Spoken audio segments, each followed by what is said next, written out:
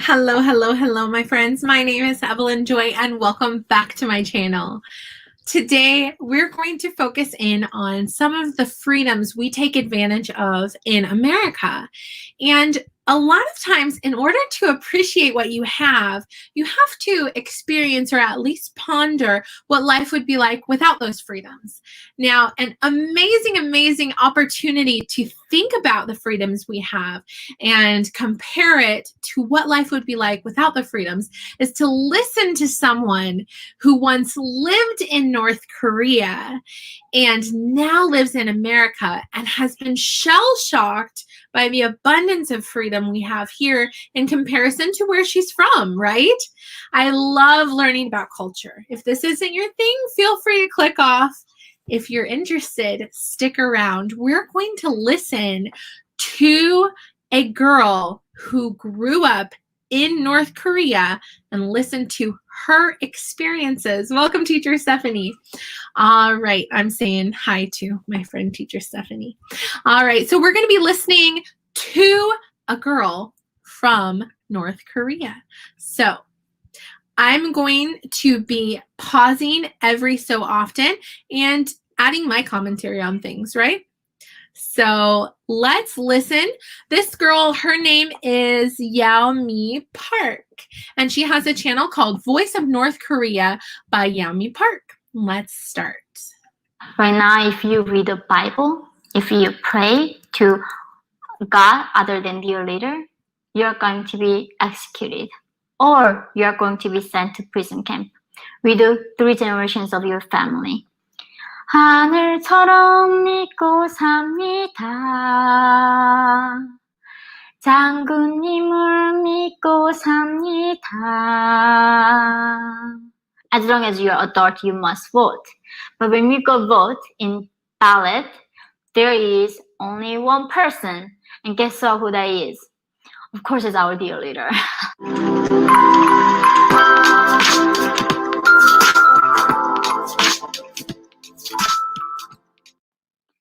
Hi everyone, welcome to my channel. So today in this video, I am going to talk about top 7 things that people in freedom take for granted. I know not all of you take things for granted, but I saw tons of you do. So let's see what are those. Number 1, election. In North Korea, we do have election and we do have to go vote. We must vote. Otherwise, we're going to get in trouble. As long as you're adult, you must vote. But when you go vote in ballot, there is only one person. And guess who that is? Of course, it's our dear leader. There's no other choice about it. We have to go vote for dear leader and only one God. All right. I'm going to pause right there. Every so often, she has 7, and so I'm going to pause on each one and give my commentary on that. It's a little bit shocking to me to hear that they do vote in North Korea, but when you think about the implications of that, it's interesting. In a lot of countries that have bigger government and more government control, they do have elections, but one of the main differences is you are required by law to go vote. So something we don't think about a lot of times in America, especially if we've only been to America and not branched out to other cultures or other countries. One thing you don't realize is that in other countries, you do not have the right not to vote. You have to vote. It's interesting. In America, we have the freedom not to vote. The last several presidential elections, I did not vote. I didn't feel like I had educated myself enough to make an educated decision on who to vote for. So I didn't vote and I was not penalized. I was not given any sort of consequences. And in other countries, you are required to vote. In North Korea, why?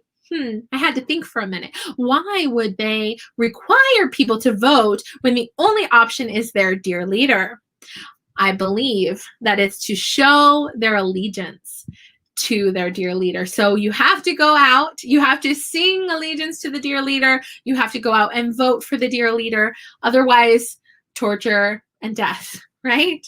Let's go back to the video.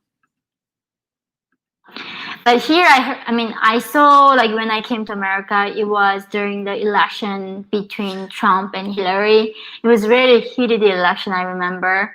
And there were so many people were running each party. I was so confused. Like, so if they just win, get more votes, they all can be president. It's like, yeah, this is like democracy. And I couldn't believe it. Like, you can choose a person that you want them to represent you. And I think just for people like here think that's something, of course, like that's the way it should be, but it is not. Like in my country where I'm coming from, there only one guy we had to choose. So I do think a lot of people think just election is something so not special, but for me, I am so looking forward to the day that I can vote once I become a citizen next year. So number 2, owning a home. I came to America and I heard this phrase called American dream.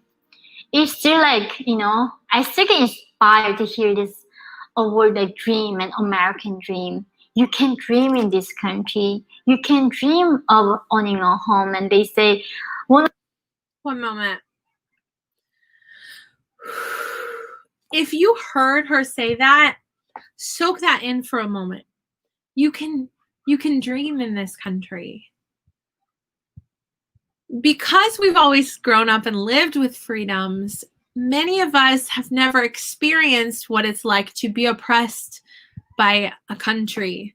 There are countries that their leadership tells them what to think, what to do, what to breathe, what to dream, everything. And they don't tell them they can have individualized thoughts. They don't tell them they have an individual way of thinking. They don't tell them that they can dream for themselves, right? And so in some countries, you don't have freedom. Another thing you don't have is private property. There are people in this world that are pushing the idea of one world government right now. And you may think that's a good idea or a bad idea, but those same people are also pushing the idea of no private owned property. Now, me personally, as a homeowner, I find that troubling because if I work hard my whole life and pay off a home, it's mine. It no longer belongs to the bank. But the government can decide, oh, this year in 2021, we're going to stop having privately owned property. And even though you spent your money and your life savings paying for that house, it no longer belongs to you. It belongs to the government. And we're going to take your land and you no longer have a home. That's the problem I have with no private property. Is no security for your family, right? Let's continue. Excuse me. One of the dreams of American dream is owning a home. And I was like, what do you mean you can own a home? In North Korea, there's no private property. So you cannot own a home. We do sell homes, but that means when in the context of North Korea, when we say we sell, it means we sell the right to live in that property. But the property is owned by the government. So when the regime says like, oh, you gotta get out, as an individual, you have no right to claim that, even though you paid for it. But what you paid is like initially really literally just paying to live there, not owning the whole thing. So, I know owning a home is not easy. It's very hard work. But if you work hard in this country, you can own a piece of land and yours. Like it's something called a home. And I could never dream of owning my own home in my life in North Korea. And I think this is like, I really want people to know about it, like how special this is to have this right on a property. Because of that, you can have your own home and have your family, all of that. So let's move on. Next, number 3, freedom of religion. In North Korea, right now, if you read the Bible, if you pray. I'm sorry, there's a commercial. Sorry, guys, ignore that. To God other than your leader, you're going to be executed or you're going to be sent to prison camp with the 3 generations of your family.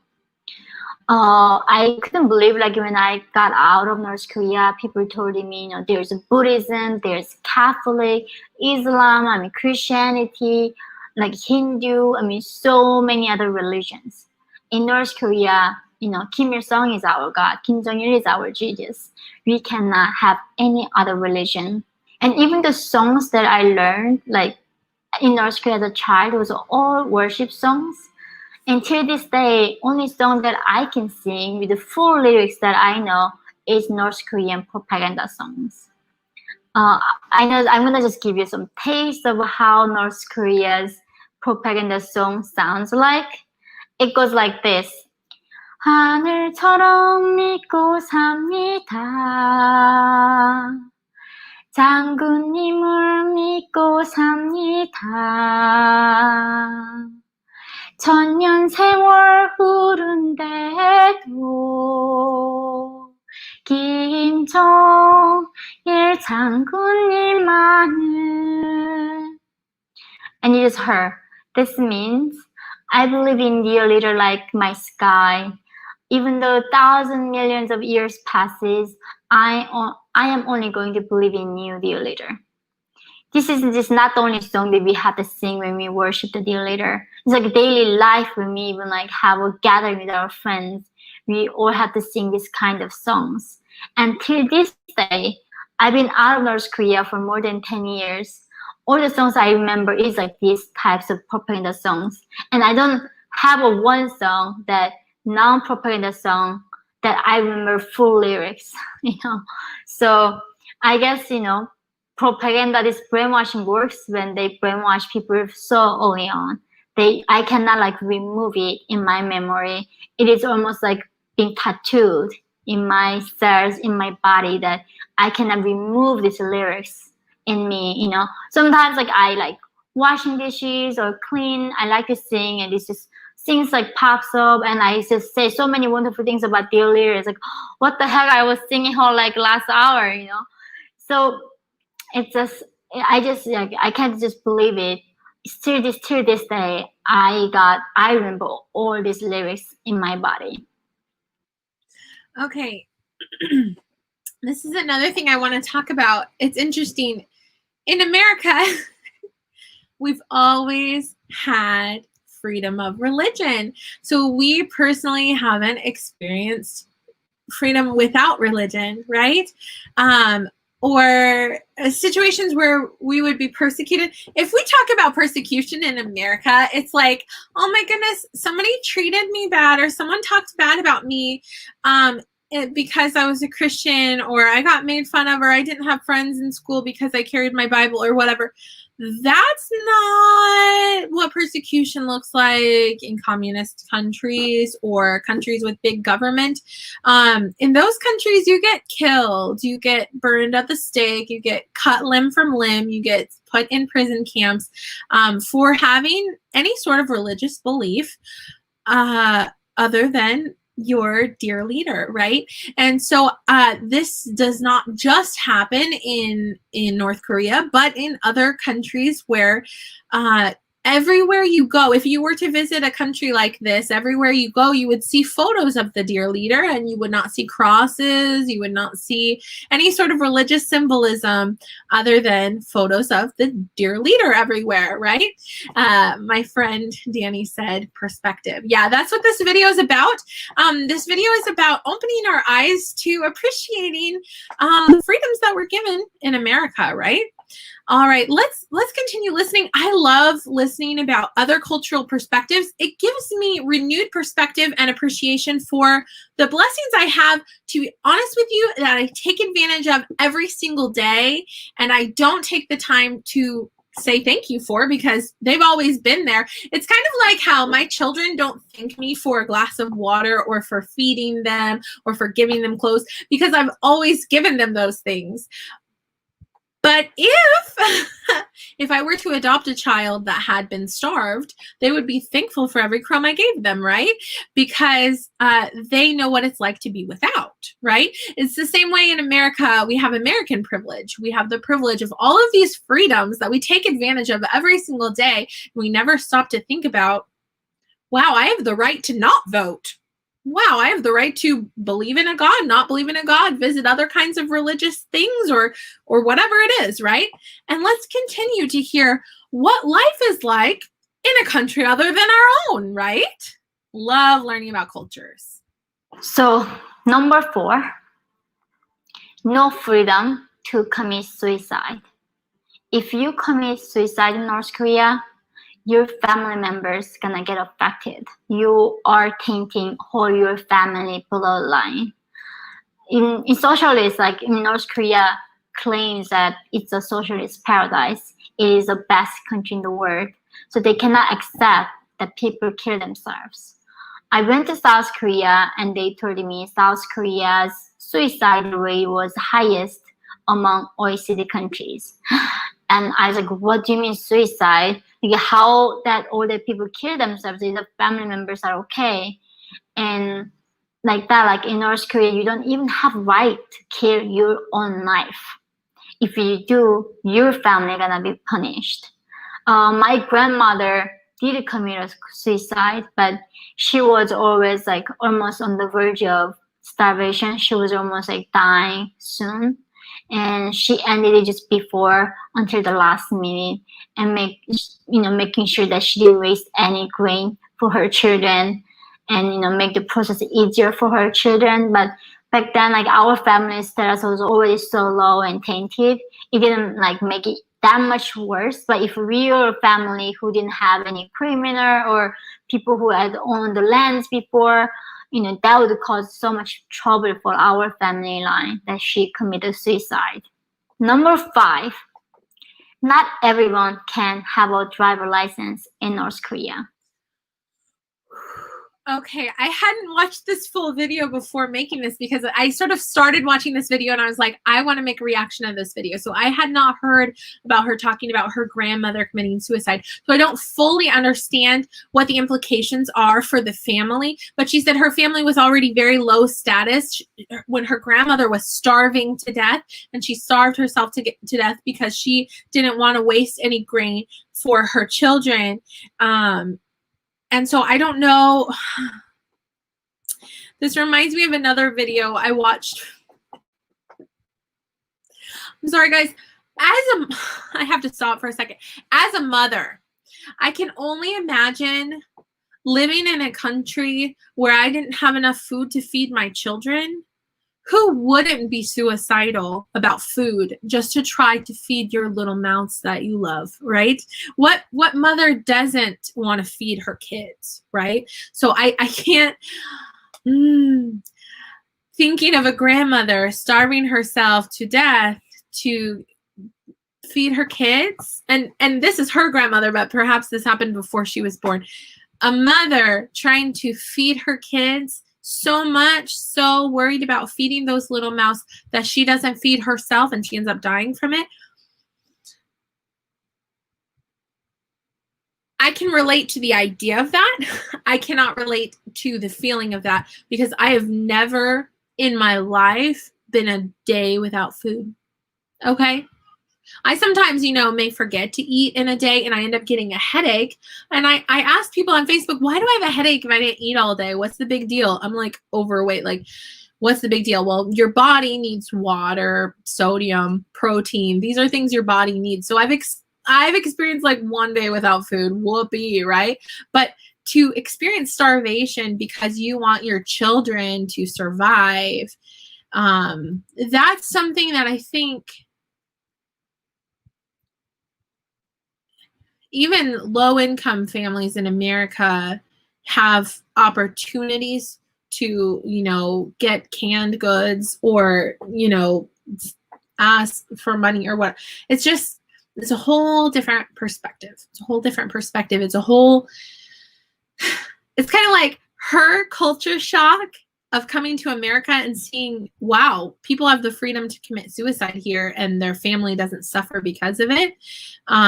It's sort of a shell shock for me to hear stories of people starving themselves just to try to feed their little mouths that they love, And yeah.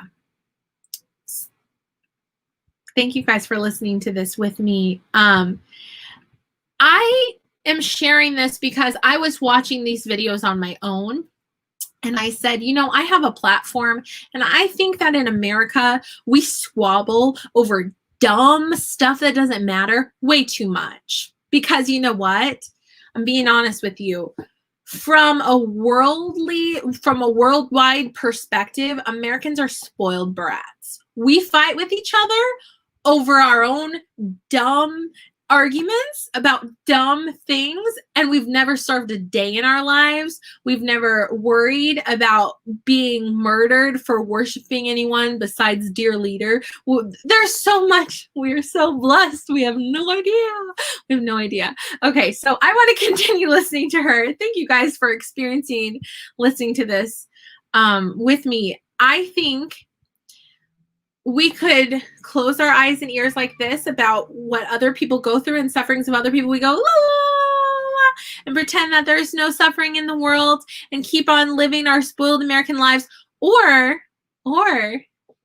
we could listen to the stories of others and change our perspective. And then when we see people who are arguing with each other over dumb things that they shouldn't argue about, you can think about, I didn't starve to death today. I might not argue with you about politics today, because my worldview changed today when I thought about the fact that we have so many freedoms in America that we never even stop to think about, do we? And you know what? This channel right here, I'm going to be watching a whole lot more of it because I want to educate myself on what other people endure in other countries. Let's continue. Here in America, I heard like if anyone above 16 can get a driver license. Last year, I got a driver license because I moved from Manhattan to Chicago, and Chicago was a bit more drivable city than New York. When I was taking those like driver tests, I had like tons of like kids, like 16, 17 years old in my classroom, and I was like the oldest in there.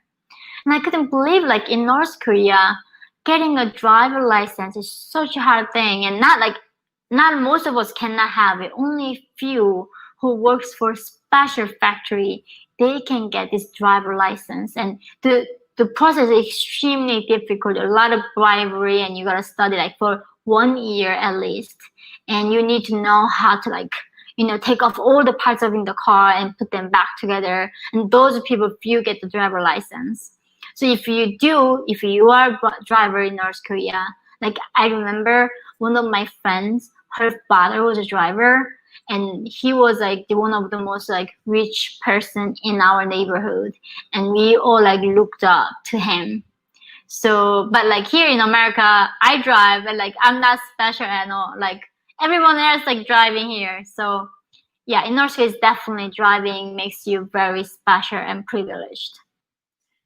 Okay, so I'm going to stop for a second and talk about in America, well, talk about South America. So my perspective culturally is from the perspective of like South America. So I've been to like Uruguay, South America. My husband's from Ecuador. I've been to Mexico. I've been to Puerto Rico. So in Hispanic countries, it is the richer people who have a car, and sometimes poorer people will have like really broken down cars, but they'll know how to like fix them up and stuff. And think about this, in those countries they drive stick shift. I only know how to drive an automatic, and in order to drive in North Korea, you have to know how to take everything apart on a car and put it back together. How many of you know how to do that? I don't even know how to change the oil or change the tire. My husband knows how to change the oil and change the tire. We don't know how to like change, I don't know how to change an air filter on the car, okay? So it's interesting, the perspective. Another thing is, this may not apply to North Korea, but when I went to South America and Mexico, oh my goodness, and my husband testifies of this of Ecuador too, people don't drive inside the lines. People don't wait for people to use a turn signal. No one uses a turn signal. People don't care what lane you're in, and people don't care that you're right there. Everybody just merges, and if you're bigger like a bus, you automatically have the right of way. Why? Because you're big. That's why. So it's interesting.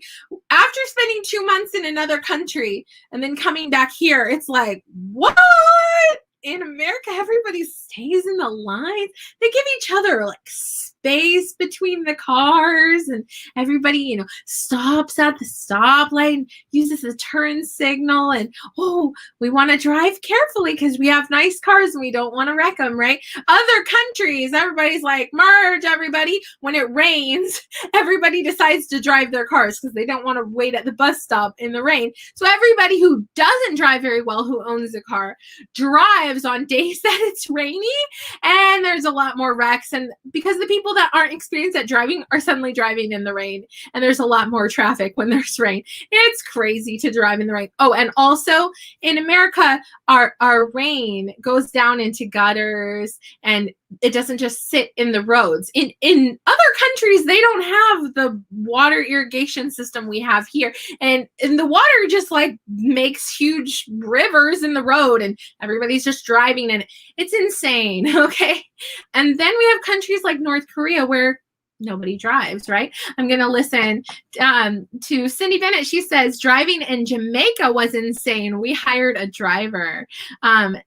Danny said, my son is writing a paper on how the breaking away from Britain and the Revolutionary War affected how early America created America's values. Oh, that's very interesting.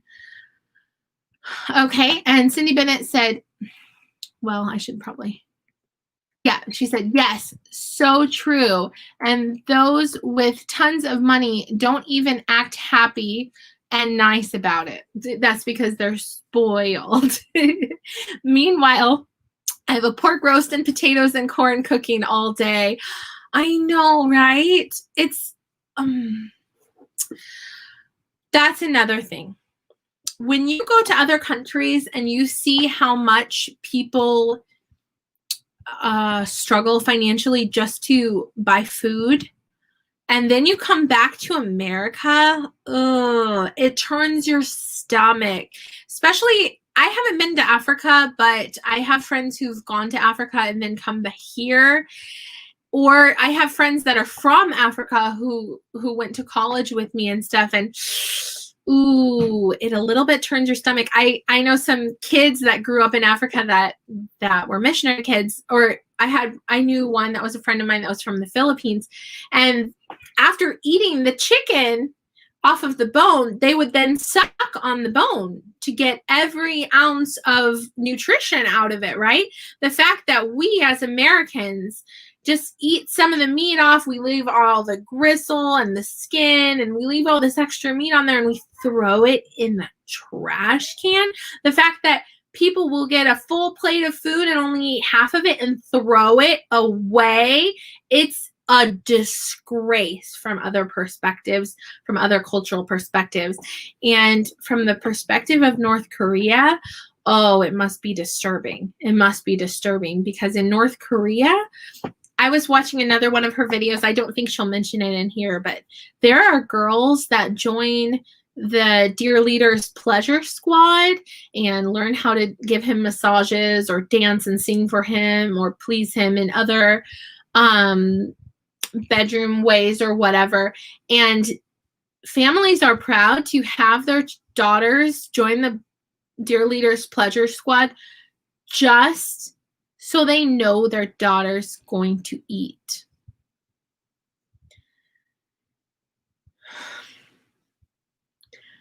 I, from my American perspective, cannot imagine what it would be like to be proud and happy to have my own child be on a pleasure squad so that I would know my child would not want for food. I can't. No Dear Leader can be awesome enough for me to want that. Okay, let's continue watching. And number 6, this is almost like saying it makes me like embarrassed. No right to watch pornography, even though you're adult. You cannot watch adult movies, even as an adult. If you do, you'll be executed or you'll be sent to concentration camp. North Korean regime does really crack down on watching pornography. Why the dear leader dances in his private parties with naked women, his like slaves, the pleasure squad that he picked. Literally, he like put them like barely any like bra, like just make them naked and let them dance around and please these officials and himself. He does that in his life while he kills people for adult watching like adult movie as an adult. So that is like, so if you ever go to North Korea, you do not want to watch pornography. That's a big no. So number 7, any type of haircut you can have here, but not in North Korea. There are only 10 types of haircut for men to choose from, and there are 18 types of haircut for women to choose from. You sound like, oh, 18, that sounds really many. Like here, people like can bleach their hair, they can make yellow, brown, purple, red, any types of hair color. The length, bold, like long, like middle, all sorts of like puffball, like all kinds of hair types available. In North Korea, no. Like if you are students, your hair cannot be longer than like right behind your ear, like here. They check it like every day when you go to school. They measure it with a measurement. And the men too, they have like certain haircut that they only can have. So, when I came to America, I just heard like whatever the haircut I want to have. As a student, they say it's okay. And I was like, oh my God, this is heaven. I can dye my hair like purple today and I'm still not gonna get arrested for this. But if you do get a purple haircut, hair color in North Korea, you're gonna be arrested. I am so enjoying making these videos and creating this content to help you guys understand North Korea better. And I'm so grateful that you continue support and feedback. So everyone, please don't forget to subscribe my channel and push the notification on, because I'm working really hard to making this content to connect with you and help you to understand North Korea. So as always, I'm so grateful for your support, and I look forward to seeing you in the next video. Bye, everyone. This girl is very, very brave, because no doubt there are hitmen that would love to kill her. Okay, because no one from North Korea is allowed to talk bad about North Korea, and she is a saint because she does public speeches. She puts a target on her back just to inform people about the sufferings of her people. So she's a YouTuber, but she's a saint, I'm telling you. But man, have you ever thought you could get arrested for the way you cut your hair or the way you color your hair? Are you kidding me? Or the movies you watch? She's also talked about, people couldn't watch any sort of movies talking about love. She had never heard of the word love before. It just wasn't a concept in her. Okay, my son is screaming. I'm changing the show on the TV so he'll chill out. I'm going to have to go downstairs and check on my kids. Do you hear them? Spoiled American kids. Spoiled. Probably screaming about what's on the TV or somebody took their toy. That's all my kids throw fits about, because nobody treats them badly.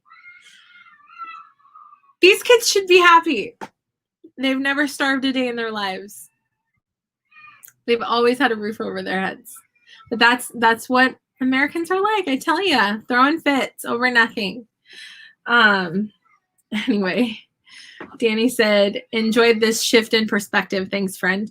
It's I think when we broaden our worldview, we, at least for a day, let go of some of our pettiness and some of our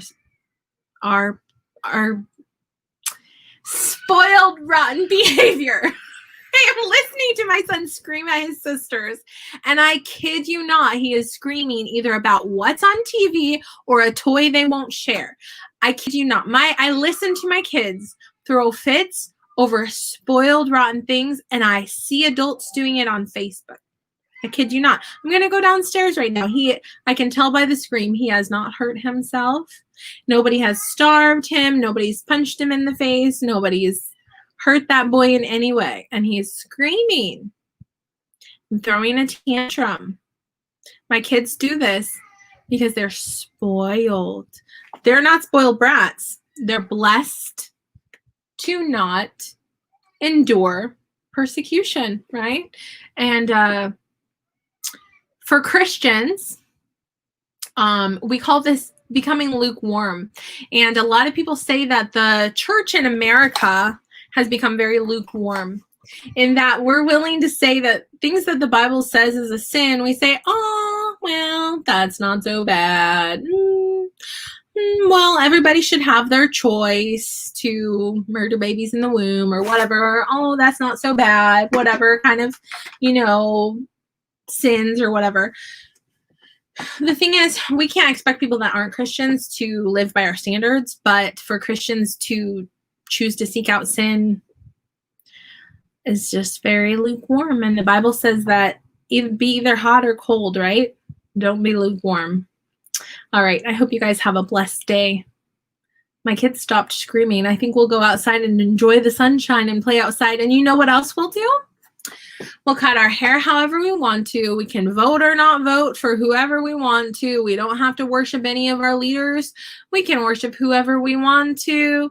We can dye our hair purple and not get arrested. And even if we know someone who commits suicide, their family won't be persecuted for it. It's amazing. The things we never even think about. We're even free to scream over a darn toy or TV show. It's ridiculous. Ridiculous. I kid you not. I kid you not. These kids have no idea. No idea. And they never will. They have no idea what real suffering is. I'm turning the TV off. A lot of times when my kids are misbehaving, I turn the TV off.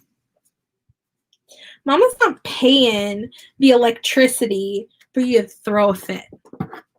You're throwing a fit over the TV? I turned it off. He stopped screaming. Because Mama don't play that. Mama don't play that.